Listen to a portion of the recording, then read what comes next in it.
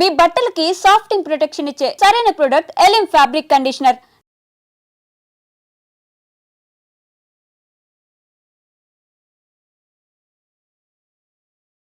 దాడులు మొదలైనప్పుడు ఏమైంది, ఇక మా వాళ్ళని ఎక్కడ పడితే అక్కడ ఇచ్చేయటం, ఇచ్చి కొట్టడం, చంపటం, ఇట్లాంటిగా దాడులు. పెళ్ళిళ్ళకి పిల్లగా మా మిలిటెంట్ను ఇక్కడ అక్క పెళ్ళి, ఆయన పేరు కిరణ్, ఆ పిల్లగాని తీసుకెళ్ళి నరికిండ్రు. పెళ్ళిళ్ళకే తీసుకెళ్ళిండ్రు. పుస్తలు కట్టే టైంలో పూట తీసుకుపోయి నరికిండ్రు. చావలేదు పిల్లోడు. ఆ తల్వారుతో వేస్తుంటే ఆ తల్వారు అక్కడ మొగిపోయి ఇది అక్కడ గడ్డకు తగిలింది కాబట్టి ఆయన చావలేదు. పిల్లగాడు ఇప్పటికీ ఉన్నాడు ఆయన. అట్లాంటి దానికి ప్రతీకారం తీసుకున్నాం మేము. ఎట్లా అంటే నాగంపేట ఆ పిల్లగాని పట్టుకొచ్చి సిరిసిల్ల బ్రిడ్జ్ మీదకి పట్టుకొచ్చి నాగంపేటలో చంపడానికి తీసుకొస్తే నాగంపేటలో మేము దాడి చేసి అక్కడ మేము తలకాయలు కోసి మేము తీసుకెళ్ళి దుమాలని కట్టినాం. తలలు వాళ్ళ జనశక్తుల తలలు దుమాళ్ళ కట్టినాం ఇద్దరి. ఎందుకు? మా వాళ్ళని చంపుతురు కదా. అట్లాంటికే పోలీసు వాళ్ళు మా మీద మళ్ళీ దాడులు చేస్తుండ్రు కాబట్టి మేము పలానా దగ్గర వాళ్ళ బాడీ తలలు అక్కడికి తీసుకెళ్ళి కట్టినాము. ఆ బాడీని మళ్ళీ గంభీరాపేట పోలీస్ స్టేషన్కి పంపినాము మేము. ఏది చేస్తూ లారీలో అట్లాంటి. మరి పోలీసులు అనలేదా? పోలీసులు ఏమంటారు? పోలీసులు వాళ్ళు దమ్ముంటే రా ఇక చూద్దాం, ఇక ఎట్లా యుద్ధమే చేస్తున్నాం కదా, మీరు ఇట్లా చంపుతా అట్లా చంపుతా అంటారు. వచ్చి ఒకసారి చూసుకుందాం మనం. అదే సమయంలో గంభీరాపేటలో పోలీస్కి నక్సల్స్ మధ్యన పెద్ద వార్ అని వచ్చింది. ఒకసారి ఆ వార్ గురించి చెప్పండి. అక్కడ వాళ్ళు ఏం చెప్పేది, ఇక్కడ వాళ్ళు జనశక్తి వాళ్ళతో మా యుద్ధం జరుగుతుందా, అట్లా ఏం చేసేది వాళ్ళు అంటే ప్రతి ఈ ఏరియాలో తిరగకుండా బాగా మూమెంట్ బాగా ఇది చేస్తుండ్రు. అప్పుడు ఆ మూమెంట్ చేసే క్రమంలో పట్ట ఎక్కడ ఆ అడవి, ఇది గంభీరాపేట ఏరియాల ప్రాంతంలో అడవి ఉన్నది కాబట్టి అడవిలో కోయబెట్టు ఇది చేయటం బాగా ఇబ్బంది పెట్టిర్రు. అప్పుడు మాకు వాళ్ళకి బాగా జరిగింది యుద్ధం అట్లాంటిగా. అదే సమయంలో సలీం దళం అని ఒక దళం ఉండేది. ఆ సలీం దళం అని చెప్పి అది బిచ్చుకుంది ఏరియాలో ఉండేది. సలీం ఎప్పుడైనా ఎదురయ్యారా? ఆ సలీము అంటే మా వాళ్ళే. ఇట్లా బిచ్చుకుందా ఏరియాలో కూడా నేను బిచ్చుకుందా, దెగులూరు, మద్నూరు, కంకిటి, ఇట్లా నారాయణ ఖేడ్ దాకా తిరిగేది మేము అక్కడ బిచ్చుకుంద ఏరియాలో. ఆయన సలీం అనేటైన అక్కడ ముస్లిమ్స్ ఎక్కువ ఉంటారు కాబట్టి ఆయన సలీం పేరు పెట్టుకున్నాడు. ఒరిజినల్ పేరు ఆయన రాజన్న అని ఒరిజినల్ పేరు రాజన్న. ఆయన అయితే నేను హిమాము అని పేరు పెట్టుకున్నా అక్కడ. ఎందుకంటే ఎక్కువ శాతం ముస్లిమ్స్ ఉంటారు అక్కడ. ఇక వేరే దగ్గర అంటే అక్కడ బట్టి అక్కడ ఏ జాతులు ఎవరు ఎక్కువ ఉంటారో వాళ్ళకు అనుకూలంగా పేర్లు మార్చుకోవాల్సిన అవసరాలు ఉంటాయి. ఎందుకంటే మా వాడు ముస్లిమ్స్ పేరుంటే మా వాడు అనే మంచి అనుబంధం ఏర్పడుతుంది. ఇట్లా అడవి ఆదిలాబాద్ సైడ్ పోతే అక్కడ రాజగొండు, మాడియాగొండు ఉంటుంది. మాడియాగొండు పేరు పెట్టుకుంటే అక్కడ రాజగొండు వాళ్ళ భార్యలు ఉంటారు కదా, వాళ్ళంతా అన్న అని పిలుస్తారు. మంచి దగ్గర. ఇక మాడియాగొండు పేరు పెట్టుకుంటే రాజగొండు వాళ్ళు అన్న అని పిలుస్తారు. మాడియాగొండు వాళ్ళ పేరు పెట్టుకుంటే వాళ్ళు అన్న ఎట్లా దగ్గర అయిపోతారు అన్నట్టు. వాళ్ళు అడవి జీవులు కాబట్టి బాగా దగ్గర అవుతారు అట్లా. ఇక్కడ మీరు సిర్నాపల్లి వచ్చిన తర్వాత మీరు చేసిన మెరుపు దాడులు కానీ కరువు దాడులు కానీ ఏమైనా గుర్తున్నాయి? ఉన్నాయన్న. ఇప్పుడు కరువు దాడులు చేయటము ఇది పోలీసు వాళ్ళ మీదనే చాలా వరకు అటాక్ చేసినాం. పోలీసు వాళ్ళ అటాక్ చేసినప్పుడు సిరినపల్లి ఆ ఏరియాలో నేను ఉన్నప్పుడు ఇది చాలా నన్ను చంపాలని బాగా చేసిండు ఆయన. బాగా చేసిండంటే బాగా ఇక అక్కడి నుంచి నేను ఇది గంగొడ్డు నడికూడ దాకా తిరిగేది. అక్కడ వరదాకా కూడా నడికూడ దాకా తిరిగినప్పుడు అక్కడ ఎన్నిసార్లు తప్పించుకున్నామో అన్నిసార్లు తప్పించుకున్నాం. ఏం చేయాలనో అది చేసిండు. ఆఖరికి మామిడిపల్లి ఎన్కౌంటర్లో మా 3 కామ్రేడ్స్ చనిపోయారు. ఇది జ్యోతి చనిపోయింది, అట్లాగే ఇంకో కామ్రేడ్ చనిపోయిండు. అట్లా చాలా ఇబ్బంది పెట్టారు అప్పుడు. అట్లా జ్యోతి ఒక చేన్లో ఉంటే ఆమెను చాలా చిత్రహింసలు పెట్టి చంపేపించిండ్రు. ఎవరు అట్లా గారి టైంలోనే మీరు కూడా ప్రతిదాడులు చేశారు. ప్రతి దాడులు చేసినాం వాళ్ళ మీద కూడా. పోలీసులు చంపారు కదా? అవి జరుగుతూనే ఉన్నాయి, అవి యుద్ధం అది. పోలీస్ స్టేషన్ మీద దాడులు ఉన్నాయా? ఆ పోలీస్ స్టేషన్ కాకుండా రైల్వే స్టేషన్లో, ఏ railway station? Sirinapalli railway station నుంచి వెపన్స్ సీజ్ చేసినాం. ఆ ఉప్పలవై రైల్వే స్టేషన్ నుండి వెపన్స్, మాకు అవసరం వెపన్స్. అన్న మీరు వర్గపోర్లు మీరున్నారు, మీకు వర్గ శత్రువు పోలీస్. వర్గ శత్రువులు పోలీసే కాదు, పోలీస్ అన్నది కాదు, ప్రభుత్వమే. అంటే ప్రభుత్వం తరపు ఉన్నారు కాబట్టి వాళ్ళు అట్లా ఉన్నారు. అట్లా వాళ్ళ భూస్వాములో వాళ్ళకి మీకు ఉన్న సమయంలో ప్రజలు నష్టపోకూడదు కదా. మీరు పనిచేసేదే ప్రజల కోసం.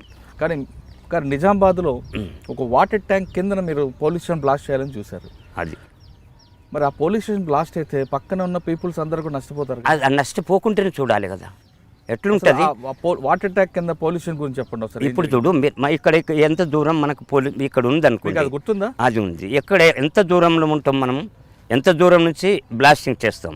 బ్లాస్టింగ్ చేస్తే పక్క ఇంటికి కానీ పక్క వాళ్ళకి కానీ నష్టం జరగదు. దాని బ్లాస్టింగ్ ఎంత దూరం, అది ఎట్లా చేయాలా, ఏ రకంగా డైనమైట్ ఎట్లా పెట్టాలన్నది దాన్ని కొన్ని నిబంధనలతోటి పెట్టి ఉంటుంది. అది అట్లా పక్కిండ్లు ఉన్నాయి అనుకోండి, లేకపోతే ఇక్కడ పోలీస్ స్టేషన్ ఉంది, లేకపోతే ఇక్కడ ట్యాంక్ ఇది ఉంది అనుకోండి, అక్కడ పెడితే ఏమవుతుంది, చెల్లా చెదురు కాకుండా దాన్ని ఏ రూపకంగా పెడితే మనకు అనుకూలంగా. కేవలం శత్రువు చనిపోవడం అనేది మీ లక్ష్యం. అది ఓకే. కానీ వాటర్ ట్యాంక్ పక్కన పోలీస్ స్టేషన్ ఒకవేళ బ్లాస్ట్ అయ్యి ఉంటే వాటర్ ట్యాంక్ కూడా కూలిపోయేది, దాంతో చుట్టుపక్కల ప్రజలకి నష్టం జరిగేది, ప్రజలకు కూడా నీరు లేకుండా ఉంటుందని అప్పుడు పోలీసులు ఒక ప్రకటన చేశారు. అది వాళ్ళు చేసింది అది కరెక్ట్ కాదు. ఇప్పుడు మనం చేసేదే ప్రజల కోసం, చేసే ప్రతి అడుగు వేసేదే ప్రజల కోసం. ప్రజలే మన నిర్మాతలు. ప్రజలే మన నిర్మాతలు అయినప్పుడు వాళ్ళని మనం నష్టపెట్టినప్పుడు వాళ్ళు మమ్మల్ని ఎందుకు చేరదీస్తారు? పోలీసు వాళ్ళ నుండి ఎందుకు మమ్మల్ని ఇది చేస్తారు? వాళ్ళు పోలీసు వాళ్ళు ఇక్కడ పోలీసు వాళ్ళు వచ్చిందంటే అన్నా పోలీసు వాళ్ళు వచ్చిండే అని చెప్పి ప్రతి ఒక్కళ్ళు మాకు ఎందుకు చెప్తారు? ఇక్కడ ముస్తవాద నుంచి వాళ్ళ జీబు వెళ్ళిందంటే వాళ్ళకన్నా ముందు, జీబు కన్నా ముందు మాకు వార్త అందుతుంది. కానీ అప్పట్లో కొంతమంది మావోయిస్ట్ పార్టీల పీపుల్స్ వార్ పార్టీలో కొంతమంది పోలీసులకు కూడా సమాచారం అందించేవారు మీ మూమెంట్. అది ఎక్కడ కానీ ఇప్పుడు ఇట్లాంటి దుర్మార్గులు చాలా వరకు పనిచేస్తుండ్రు. ఇట్లా కానీ కత్తుల కానీ ఇట్లాంటి వాళ్ళు చాలా పెద్ద దెబ్బ తీసిండ్రు వాళ్ళు. అట్లాంటి వాళ్ళ మీద పార్టీ చర్య తీసుకోలేదు. ఇక తీసుకున్నాడు అంటే క్రమంగా అది ఎప్పుడు ఎవరి అనుభవం రీత్యా వాళ్ళే పోతుంటారు. తీసుకుంటుంది పార్టీ, వెనకైనా ముందైనా అది ఖచ్చితంగా శిక్షిస్తుంది.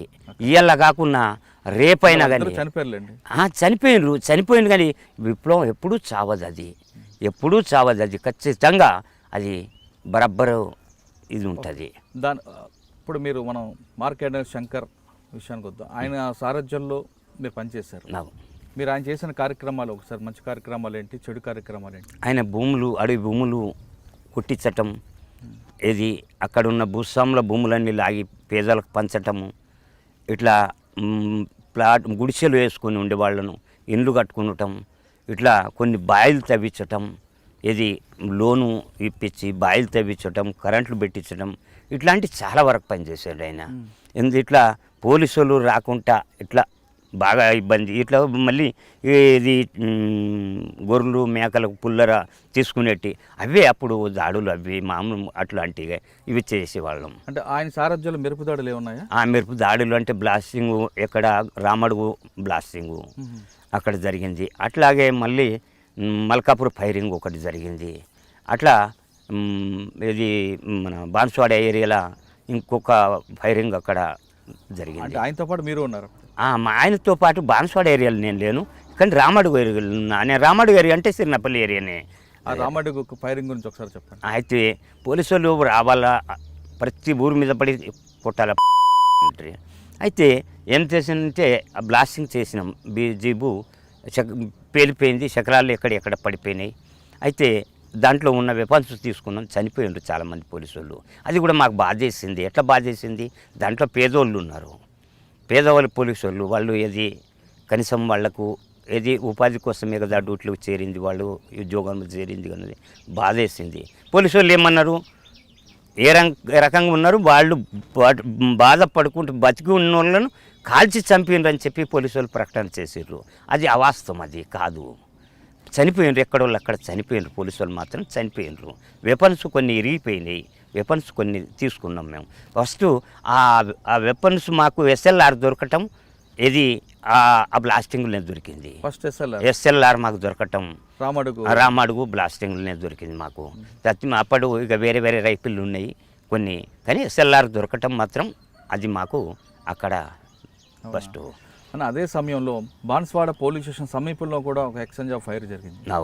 ఒకసారి దాని గురించి చెప్తాను. ఆ బాన్స్వాడ ఏరియాలో మళ్ళా నాన్న ఉండేది, ఆయన చనిపోయిండు. పీపుల్స్ వార్ పార్టీ చంపేసింది ఆయనను. ఎందుకు? ఆయన కొంత సరెండర్ అయినాం మేమైనప్పుడు కూడా కొంత పోలీసు వాళ్ళకు సమాచారం అందించటం. ఆయన ఒకసారి పోలీస్ స్టేషన్ ముందు ఏం జరిగింది చెప్పండి. ఆ పోలీస్ స్టేషన్ ముందు అది అంత కరెక్ట్గా నేను చూడలేదు కాబట్టి చెప్పలేకపోతున్నా విషయము. అంటే ఎట్లా జరిగింది అంటే మా వాళ్ళు ఫైరింగ్ చేస్తామన్న మూమెంట్లో పట్టినే ఏదో కారు వచ్చిందన్న జీబు వచ్చినప్పుడు పోలీసు వాళ్ళ జీపేనా అని చెప్పి వీళ్ళు కాదు, అక్కడ పోలీసు వాళ్ళ జీప్ కాదు, ఆల్రెడీగా వాస్తవంగా అది పోలీసు వాళ్ళ జీపే. వీరు ఫైరింగ్ చేస్తే అక్కడ వాళ్ళు ఇది అటాక్ చేస్తే అయిపోయేది. వాళ్ళు ఏం చేసిండ్రంటే మా వాళ్ళు చెప్పింది నేను దాంట్లో పాల్గొనలేదు.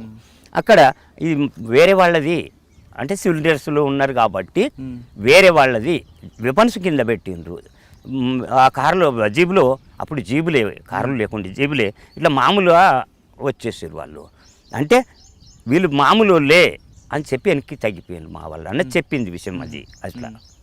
కానీ తర్వాత ఒక సంఘటనలో పోలీస్ స్టేషన్ సమీపంలోనే దాదాపు 1 గంట సేపు జరిగిందండి. మీరు దాంట్లో ఉన్నారా?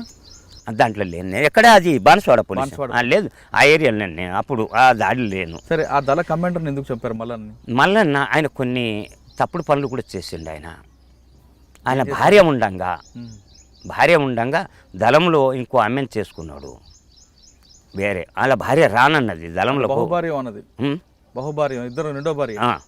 అయితే రానన్నది ఆమె, పెళ్ళి ఆమె రానన్నప్పుడు కూడా ఆమెను ఎట్నో కన్విన్స్ చేసి అనేది తీసుకోవాలి, లేకపోతే ఆమెకు విడాకులు చేయాలి. అది ధర్మం. విడాకులు చేయకుండా ఇంకో అమ్మాయిని ఈయన చేసిండు. చేసినప్పుడు ఏమైంది, ఆ అమ్మాయి ఈయన సరెండర్ అయినాక ఇంకో అమ్మాయితో ఇట్లా పెట్టుకున్నాడు. ఇది అట్లాంటి అప్పుడు కొన్ని పోలీసు వాళ్ళకు కూడా ఇన్ఫర్మేషన్ ఇచ్చడం జరిగింది. ఆయన సరెండర్ అయినాక నీ దారేదో నువ్వు ఉండాలా, ఎవరు బతికేదో వాళ్ళు బతకాలా. నువ్వు మళ్ళీ నీ చేత కాకపోతే బయటకు వచ్చేసినావు, కానీ చెడు తలపెట్టొద్దు కదా. ఇప్పుడు చెడు తలపెట్టిండు కాబట్టి చనిపోయింది ఆయన. పార్టీ అంటే ప్రజాకోర్టులో శిక్షించిందా లేదా డైరెక్ట్? లేదు, ప్రజాకోర్టులో శిక్షించింది. సొంత ఊర్లో కూడా మీటింగ్ పెట్టి చెప్పింది. నిజామాబాద్లో చంద్రశేఖర్ కాలనీ చంపేసింది ఆయనను. ఇప్పుడు ఎవరు ఎస్పీ ఎవరు? అప్పుడు మీననే ఉండే. నిజామాబాద్లో చంద్రశేఖర్ కాలనీలో ఆయన్ని చంపారు.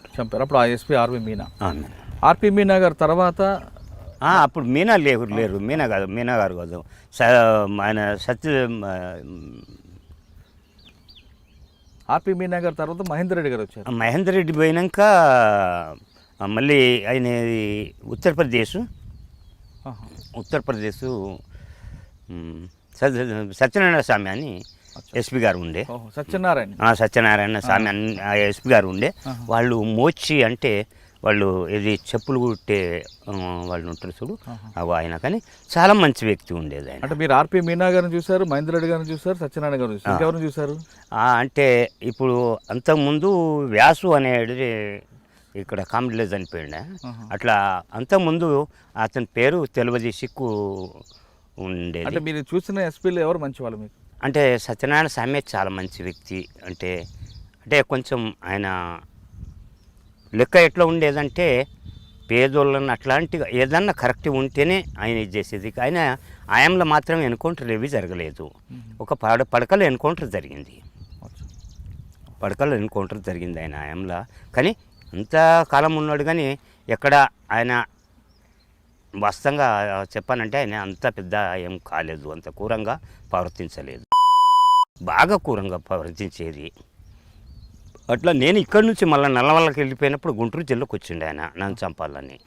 అక్కడ కూడా చిక్కలేను నేను నల్లవల్ల అడవులలో నేను. ఇక్కడ మనం మాట్లాడదాం. ఇక్కడ మీరు కొంతకాలం చంద్రశేఖర్ గారు ఇష్యూ అయిన తర్వాత మార్కండే శంకర్ వచ్చారు. ఆయన టైంలో కొన్ని కరువుదాడులు చేశారు. కొన్ని ఆపరేషన్లు కూడా మిలిటరీ ఆపరేషన్ కూడా జరిగినట్టున్నాయి. ఆ టైంలో ఇప్పుడు సినిమా ఒకటి వచ్చిందన్న. ఆ సినిమాలో రవిశంకర్ అని ఒక క్యారెక్టర్ పెట్టి అప్పట్లో పేపర్లో ఒక వార్త వచ్చింది. అదే మావోయిస్ట్ పార్టీ ఒక కోవట్టు పేరు మీద ఒక మహిళని అత్యంత దారుణంగా హింసించి చంపి మృతదేహాన్ని కూడా దహనం చేసింది అనేది పేపర్లో ఐటమ్. అన్న ఆమె వచ్చి అంటే ఆమె ఎవరు ఏంటి ఒకసారి చెప్పండి. ఆమె సరళ అనేటమే. ఆమె ఎక్కడికి వచ్చింది ఏంటిది అన్నది మాకు ముందు తెలియదు. గంగన్న చెల్లెలు అని చెప్పి వచ్చిందనంగా ఇక్కడ ఉన్న మిలిటెంట్లు ఏం చేసిర్రు ఆమె అంటే ఎవరు? నేను అట్లా చెల్లెలు అని వచ్చినప్పుడు ఏ ఊరికి వచ్చేది ఆవిడ? సిరినపల్లిలో రైల్వే స్టేషన్లు దిగి ఇట్లా గంగన్న చెల్లెలు అని చెప్పుకున్నప్పుడు మా వాళ్ళు ఏం చేసారు, మిలిటెంట్లు ఉంటారు కదా గ్రామాలలో, ఆమెను చాలా జాగ్రత్తగా ఉంచారు. జాగ్రత్తగా ఉంచి అక్కడ బీడులు చేసే అక్కలతోటే ఆమెను అక్కడనే ఉంచారు. ఉంచిన క్రమంలో పట్ట మా దళము తిరిగి నెల వరకు మళ్ళీ సిరినపల్లి ఏరియాకు వచ్చింది. సిరినపల్లి ఏరియాకు వచ్చినప్పుడు ఆమె మీ చెల్లెలు వచ్చింది అని చెప్పి మాకు చెప్పిండ్రు. అంటే మేము లోలం ఎల్లడిపల్లె అక్కడి నుంచి వచ్చే వరకే మాకు వార్త అందింది. ఇట్లా మా చెల్లెలు ఎందుకు వస్తారా ఇక్కడికి, ఎవరు లేరు, మా చెల్లెలు లేరు, ఎవరు లేరు, నేను ఉన్నోని ఒక్కొని అని చెప్పింది. నేను మా చెల్లెలు వాస్తవంగా ఉన్నారు కానీ అదే చెప్పడం మాత్రం ఇట్లా చెప్పినాక ఆమె మేము ఎక్కడ అక్కడ రామ్ సాగర్ అనే ఒక తండా ఉంటుంది. అక్కడ సిరినపల్లి ఊరి దగ్గర రామ్ సాగర్ అనే తండా ఉంటుంది. ఆ తండలో అక్కడ మేము మీటింగ్ పెట్టి మాట్లాడి పాటలు పాడి అక్కడ కూర్చొని మాట్లాడుతున్నాం. ఆమెను తీసుకురమ్మని చెప్పి అంతటా శంకర్ వచ్చిండు. 2 రోజుల ముందు వచ్చిండు ఆయన. వచ్చినప్పుడు ఇట్లా వచ్చిందంటే ఎవరు ఏంటిది అంటే తీసుకురమ్మన్నాడు. తీసుకురమ్మని ఆ తండలో ఆమెను ఉంచిండ్రు. తండలో ఉంచినప్పుడు ఇదే తండలనే ఉన్నాం మేము. అక్కడ గుట్ట దగ్గరనే తండ ఉంటుంది. తండ ఉన్నాక నిన్ను ఎవరు పంపిరు, ఏ ఊరు ఇది అది అని చాలా అడిగిండు. ఆయన్నే అడిగినప్పుడు నేను పార్టీలకి వచ్చిన, నేను ఇట్లా పార్టీ మూమెంట్ చూసి ఇట్లా ఈ పోరాటాలను చూసి పేపర్లో చూసి వచ్చిందని చెప్పింది. అది కరెక్ట్ కాదు అని చెప్పి తను మాట్లాడినప్పుడు ఏమైంది అంటే ఈమె క్రావలింగ్ చేసిన ఇక్కడ గుర్తులు కనిపించినాయి ఆయనకు. ఇక్కడ ఇవి మనం క్రావలింగ్ చేస్తాం కదా, క్రావలింగ్ చేసినప్పుడు ఏమవుతుంది, ఇక్కడ కాయలు కాస్తుంటాయి, ఈ మోకాలు కానీ ఇక్కడ కానీ కాయలు కాస్తుంటాయి. ఎందుకు క్రావలింగ్ చేసినప్పుడు ఎట్లుంటుందంటే భూమి మీద మనం రోలింగ్ కానీ క్రావలింగ్ చేసినట్టు కానీ ఇట్లా చేసినప్పుడు కొంత ఇట్లా ఉంటాయి అన్నమాట. ఈమె అప్పుడే డౌట్ పట్టిండు ఆయన. డౌట్ పట్టినాక మీరు ఎవరు పంపిండ్రు ఏంటిదంటే అప్పుడు సిబిసిఐడి వాళ్ళు, ఇంటెలిజెన్స్ వాళ్ళు ఇది నారాయణ అనే పేరు చెప్పింది. ఆమె ఆల్రెడీగా చెప్పింది. నేను చెప్పకపోతే చంపేస్తా అన్నాడు. ఎవరు? శంకర్. తండల్ని అక్కడనే తండా ఉన్నది. అక్కడ కనీసం అంటే ఒక 50-60 మంది ఉన్నారు అక్కడ, లేడీసు జెంట్సు. అక్కడనే అన్నం తిని అక్కడనే మాట్లాడినాం మేము. అంటే మీ పేరు ఎలా తెలిసింది ఆవిడకి?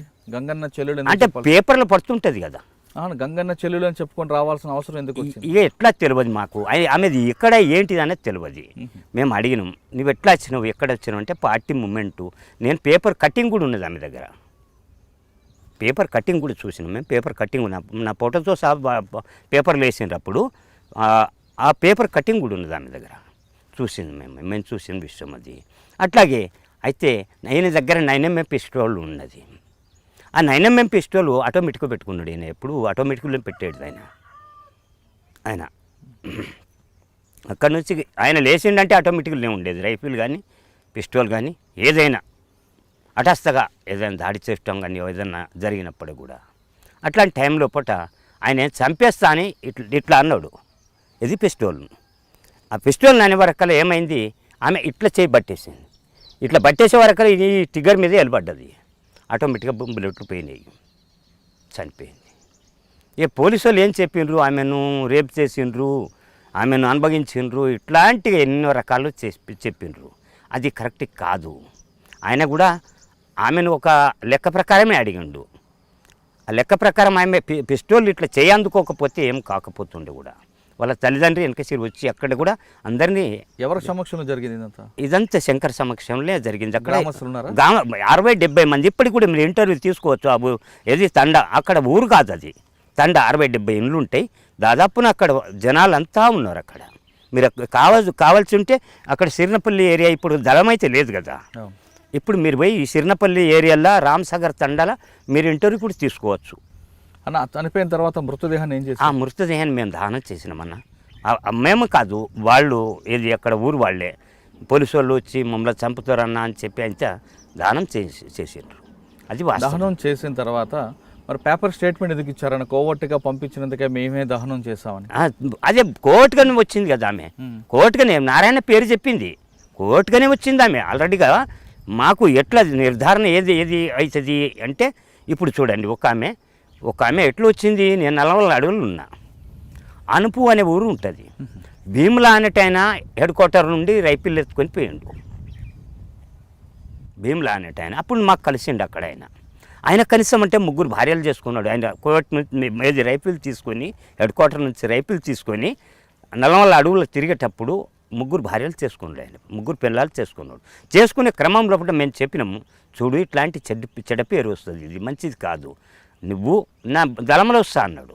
దళంలో ఒట్టిగా కాదు, ఇది మామూలు కాదు, ఇది ఏంటిది అనుకుంటున్నావు, ఇది పార్టీ భయ, నువ్వు అట్లాంటిగా వచ్చుంటే సరైనది కాదు. మరి నేను ఎట్లా తల దాచుకోవాలి? తల దాచుకోవటానికి నీకు ఒక మార్గం చెప్తాం మేము. ఇట్లనే నువ్వు ఈ రకంగా ఉండు, నీకు ఇంకా మేము ఇది చేస్తాం. మేము చేసినప్పుడు కొంతకాలం వరకు తీసుకుంటాం, కానీ ఇటు హఠాత్తుగా మాత్రం తీసుకోము అని చెప్పి అనగానే ఆయనను పోలీసు వాళ్ళు అక్కడ చంపేసినప్పుడు ఆ అమ్మాయిని అనుపు అనే ఒక చిన్న అక్కడ కోయల్ల ఇల్లు ఉంటాయి అన్నట్టు, అక్కడ ఒక ఎస్టీ లంబాడ ఇల్లు ఒక ఉంటుంది. ఆ అమ్మాయిని నువ్వు దళంలోకి ఎంటర్ కా అని చెప్పి పంపించిండు. వాళ్ళ తండ్రిని పిలిపించిండు, వాళ్ళ అన్నయ్యని పిలిపించిండు, ఎస్పీ పిలిపించి ఈ గంగన్నాయనటి ఆయనను నువ్వు ఎట్టి పరిస్థితుల్లో ఆయనను క్యాచ్ చేయి చెప్పి పంపించినాక రోజు పోవటం రావటం తండ్రి. ఒకరోజు ఏం చేసి చెప్పినామంటే కోయాయినే రాములు అని చెప్పి కోయాయిన ఉండేది, మాకు చాలా దగ్గర ఉండేది. ఆయనను ఈయన ఎంబడి పంపించినాం మేము. ఒకరోజు ఆయన ఏ బస్ ఎక్కుతాడు, ఎక్కడికి పోతాడు, ఎట్లా పోతాడు అన్నది పంపుతుంటే గుంటూరుకు పోయిండు, ఎస్పీ సాబ్ కలిసిండు, వచ్చిండు, మళ్ళీ వస్తుండు. ఈయనే కరెక్ట్గా చూసినప్పుడు ఒక్కసారి చూస్తే అది కరెక్ట్ కాదు, ఏం పనికి పోయిండు. ఇంకా అట్లా దాదాపున ఒక 15 సార్లు పంపినాం మేము. అట్లా 15 సార్లు పంపినప్పుడు నిర్ధారణ అయిపోయింది. ఆయనకు చెప్పినాం మేము, గ్రామ సభ పెట్టి చెప్పినాం, చూడు భయ్ నువ్వు లంబడాయి, నువ్వు చనిపోతావు, ఒట్టిగా చనిపోతావు, ఎందుకు మేము చేసేది ఎవరి కోసం, ఇది కరెక్ట్ కాదు, నువ్వు పోవటం రావచ్చటం, నువ్వు డబ్బులో కమ్ముడిపోతే ఇవాళ జరిగేది ఏంటిది, నిన్ను చంపితే మాత్రం ఇక్కడ ఉన్న పోలీసు వాళ్ళు కానీ ఎవరైనా కానీ నిన్ను ఊరేగిస్తారు. అన్నలు ఈ లంబాడాయిని చంపేసిర్రు, ఎస్టివాని చంపేసిర్రు అన్నది ఇవి చాలా ఇదైతాయి అని చెప్పి ఊర్లో మీటింగ్ పెట్టి చెప్పి ఇట్లాంటిగా మాట్లాడినప్పుడు ఎట్లా జరిగింది అని చెప్పి అడిగినాం మేము. అడిగినప్పుడు మాకు డబ్బులు ఇచ్చిండు, ఎస్పీ డబ్బులు ఇచ్చిండ్రు, మా అమ్మాయిని దళంలో పొమ్మని చెప్పిండు